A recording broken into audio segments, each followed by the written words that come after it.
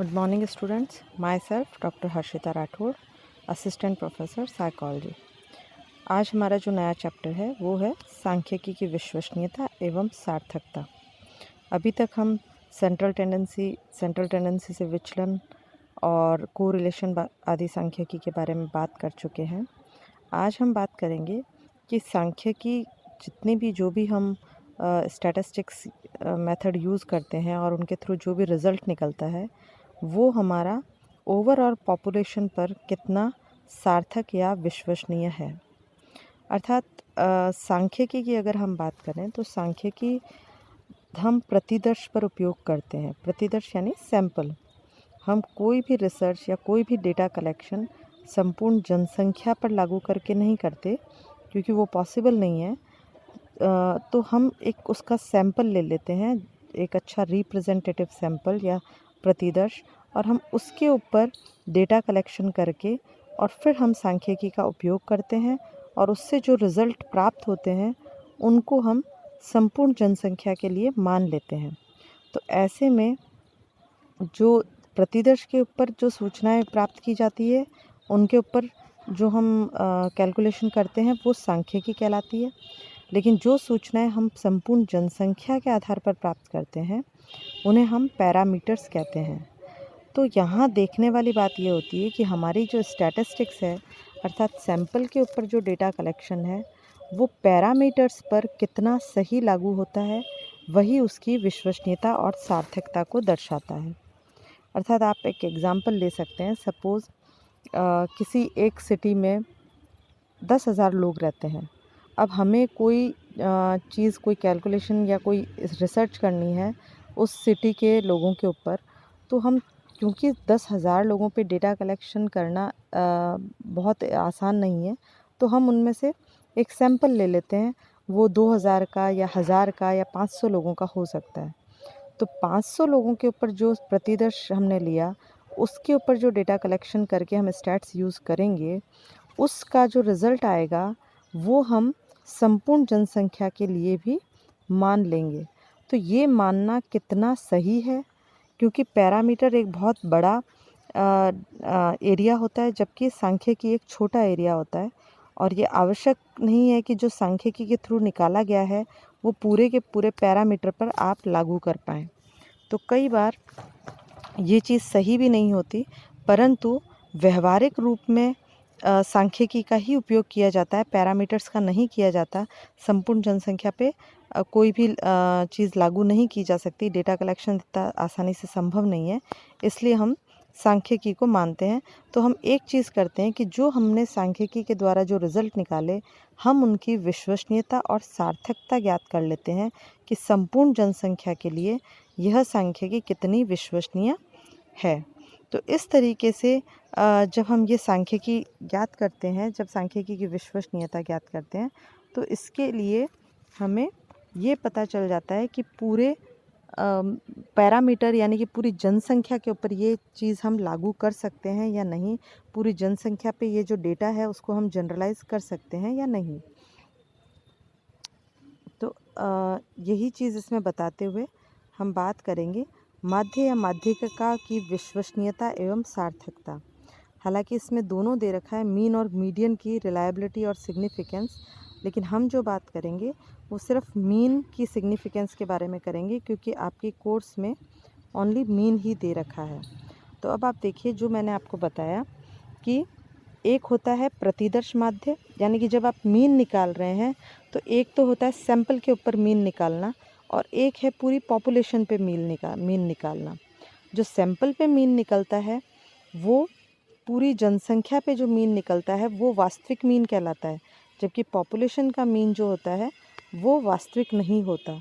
तो हम सूत्र के द्वारा ज्ञात करते हैं कि जो हमारा सैंपल के ऊपर मीन निकला है वो जनसंख्या के ऊपर मीन से कितना वेरी कर रहा है या उसमें कितनी त्रुटि है।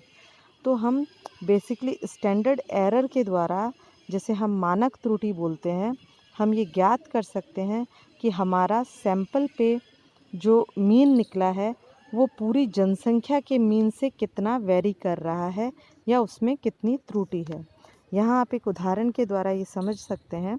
देखिए, उदाहरण में आपको दिया गया है, उदाहरण में आपको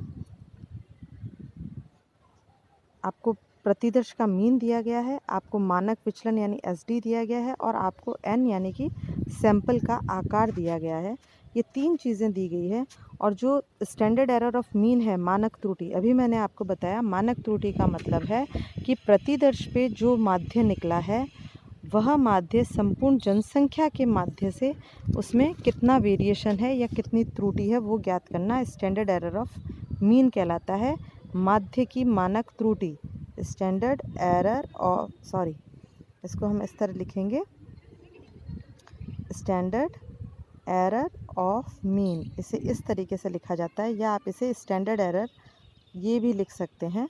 तो इस तरीके से ये इसका सिंबल है। अब हम बात करेंगे सूत्र की। तो ये देखिए यहाँ पे स्टैंडर्ड एरर ऑफ मीन का सूत्र दे रखा है आपको। ये होता है SEM is equals to sigma upon under root N. Sigma यहाँ स्टैंडर्ड एरर को दर्शाता है और एन जो है वो आपको प्रतिदर्श का आकार या जो हमारी बारंबारता है उसको दर्शाता है। तो इनके द्वारा हम SEM निकाल सकते हैं। तो अब आप देखिए यहाँ हम SEM इस सूत्र के द्वारा निकाल लेंगे, क्योंकि हमारे पास SD ऑलरेडी क्वेश्चन में दे रखा है, SD मानक विचलन 3.25, और इसी तरीके से हमको n दे रखा है 150। ये हम यहाँ अंडर रूट में 150 ले लेंगे। अब हम इसका 150 का अंडर रूट जब निकालेंगे तो ये 12.25 निकलेगा, और 3.25 हमारा SD है। इनका डिवाइड करने पे 0.27 जो है वो हमारा स्टैंडर्ड एरर यानी कि स्टैंडर्ड एरर ऑफ मीन निकल जाएगा। SEM जो है वो हमारा 0.2527 निकल जाएगा। तो ये हमारा सबसे पहले हम SEM निकाल लेंगे, स्टैंडर्ड एरर। अब जब हम बात करते हैं सार्थकता की, जब भी हम कोई चीज़, कोई स्टेटमेंट कहते हैं तो वो हम कई बार पूछते हैं कि वो कितने प्रतिशत हमारी बात सही है। यदि आप ये भी कहें, सपोज़ कि आपका नाम कोई पूछे कि आपका नाम क्या है और आप कहें मेरा नाम जो भी सीमा रेखा जो भी आप कहें वो है, तो अगला पूछ सकता है कि आप कितने % श्योर हैं कि यही आपका नाम है। अब क्योंकि आपके नाम में आपको कोई कन्फ्यूजन नहीं होगा तो आप डेफिनेटली कहेंगे 100% श्योर है कि मेरा नाम यही है। लेकिन अगर हम ये बात करें कि आज बारिश होगी या नहीं होगी, यदि हम जो आपका मौसम विभाग है उससे भी पूछें तो वो अपनी बात को 100% श्योरिटी में नहीं कह सकते। तो वो उसकी अपनी बात या स्टेटमेंट का प्रतिशत बताते हैं कि आज बारिश होगी, ये हम कह रहे हैं, और इसकी संभावना 95% है या 99% है या 90% है। तो इस तरीके से अपनी बात की हम संभावना बताते हैं। तो यहाँ भी आप जब स्टैंडर्ड एरर ऑफ मीन निकाल लेंगे, उसके बाद आप अपने कहे गए तथ्य, अर्थात जो सैंपल के ऊपर आपने कैलकुलेट करके जो भी आपने तथ्य प्राप्त किए हैं वो आप जनरल पॉपुलेशन पे लगाएंगे। ये बात आप कितने % श्योरिटी के साथ कह सकते हैं वो आपको ज्ञात करना होगा। तो यहाँ देखिए, यदि हम कोई बात 95% श्योरिटी के साथ कहना चाहते हैं तो उसके लिए हमको ये सूत्र लगाना पड़ेगा। यानी इसमें आप मीन जो आपका सूत्र में दिया गया होता है प्लस माइनस ये फिक्स है 1.96 जो स्टैटिस्टिकली निकाला गया है, और सिग्मा m, यहाँ इसको हम कह सकते हैं SEM, ये स्टैंडर्ड एरर ऑफ मीन है ये वाला। तो यहाँ पे आप फिर से एक बार सूत्र देखिए। यदि कोई बात आपको 95% सही संभावना के साथ बतानी है तो आपको उसके लिए मीन में से प्लस माइनस करना होगा 1.96 इंटू ये आपका स्टैंडर्ड एरर ऑफ मीन है, स्टैंडर्ड एरर ऑफ मीन जो यहाँ आपने निकाला है।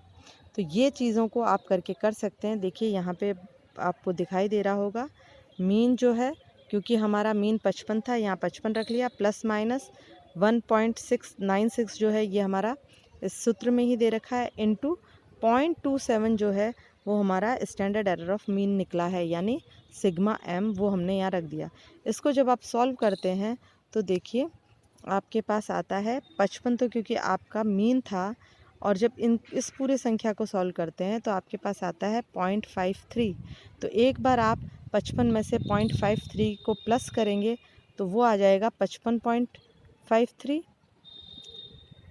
इसमें 53 आना चाहिए, और जो एक बार माइनस करेंगे तो आपके पास आ जाएगा 54.45, यानी कि यहाँ पे आपके पास 55.53 ये होना चाहिए से लेकर 54.47 ये आपके पास अंक आना चाहिए।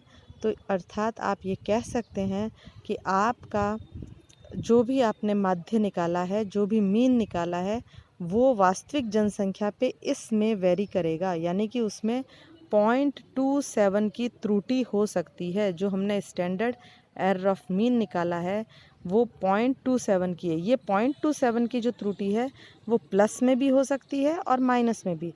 इसीलिए हमने ओरिजिनल जो माध्य है, मीन जो निकला था, उस मीन को जब हम जनरल पॉपुलेशन पे लगाएंगे तो वो वेरी करेगा कितना, 0.27 वेरी करेगा।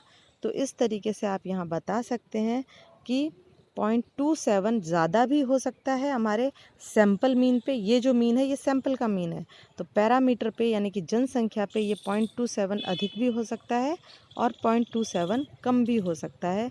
ये प्लस माइनस दोनों करके जब हम बताएंगे तो आपका जो जनसंख्या का मीन है वो इन दोनों संख्याओं के बीच में आएगा।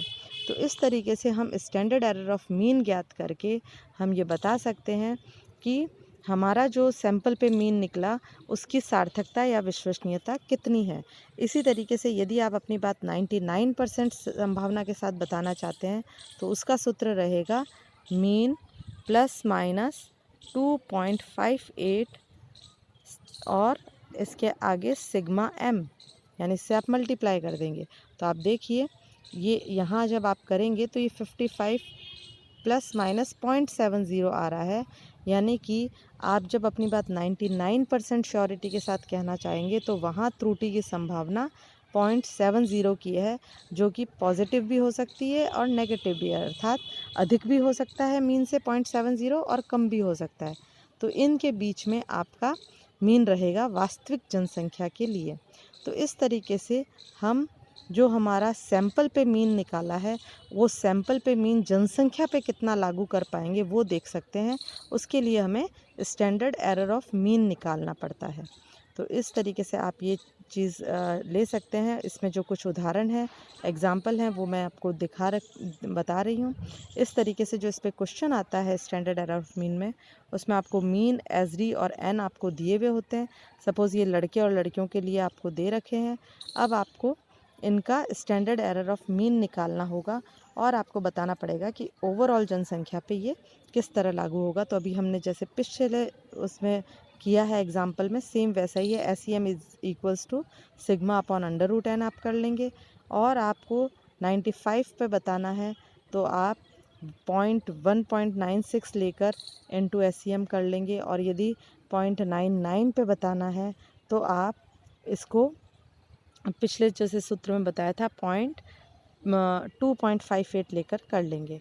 तो ये दोनों ही संख्या में आपको बता दिया गया है। इस पे जनरली शॉर्ट क्वेश्चंस आते हैं, बड़ा लॉन्ग क्वेश्चन इस पे नहीं आता स्टैंडर्ड एरर ऑफ मीन पे। तो ये आपको कंप्लीट समझा दिया गया है। इससे रिलेटेड और आप प्रश्न करके आप पता लगा सकते हैं कि किस तरीके से आपको ये चीज़ समझ आई है या नहीं। अगर नहीं है तो आप कोई भी क्वेश्चन व्हाट्सएप ग्रुप पे पूछ सकते हैं। Thank you.